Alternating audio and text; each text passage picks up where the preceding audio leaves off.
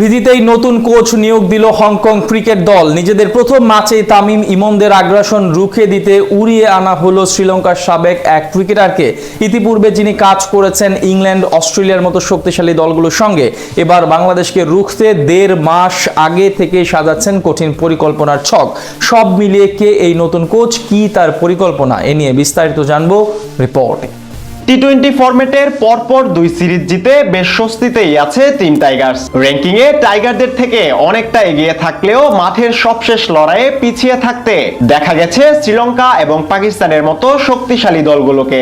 এদিকে এবারের এশিয়া কাপও আয়োজন হবে টি-20 ফরম্যাটে, তাই দেশ এবং দেশের বাইরে পাওয়া এই সাফল্য এশিয়া কাপের আগে টাইগারদের আত্মবিশ্বাসের যোগানকে করেছে আরো শক্তিশালী। বিপরীতে সিঙ্গাপুরে অনুষ্ঠিত হওয়া এশিয়া প্যাসিফিক চ্যাম্পিয়ন্স ট্রফিতে শিরোপার লড়াইয়ে মালয়েশিয়ার কাছে হেরেছে হংকং এর ক্রিকেটাররা, যা এশিয়া কাপের আগে দলটির জন্য বড় ধাক্কাই বলা চলে। তাই এবার বাংলাদেশ ভিত্তিতে আগে ভাগে নিজেদের শক্তি বাড়ানোর মিশনে নেমেছে হংকং ক্রিকেট দল।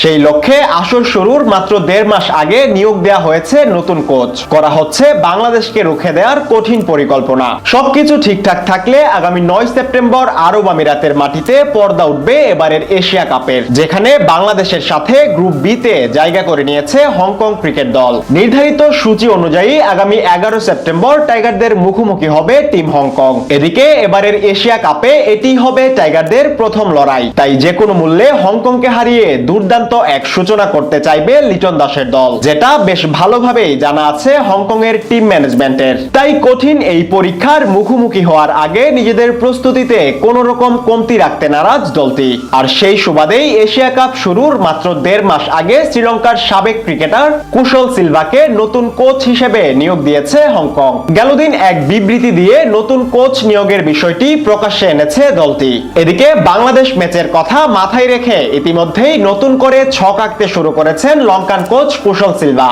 দলের সিনিয়র ক্রিকেটারদের মধ্যে শক্তিশালী ওয়ার্ক এথিক্স তৈরির পাশাপাশি জয়ের মানসিকতা নিয়েও কাজ করছেন তিনি। এখনো যেটুকু সময় বাকি তার মধ্যেই ক্রিকেটারদের প্রতিভা শনাক্ত করে তাদের সঠিকভাবে কাজে লাগানোর পথেই ব্যাপক পরিকল্পনা সাজাচ্ছেন এই লঙ্কান কোচ। 2019 সাল থেকেই কোচিং পেশার সাথে জড়িত তিনি।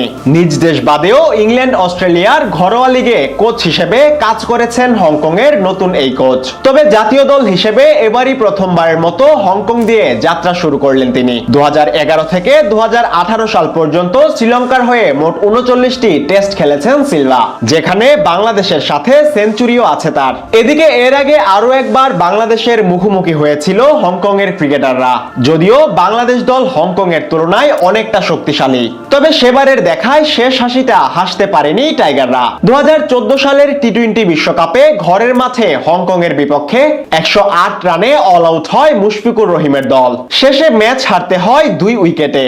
তাই হংকংকেও অবহেলা করার কোনো কারণ নেই এই মুহূর্তে।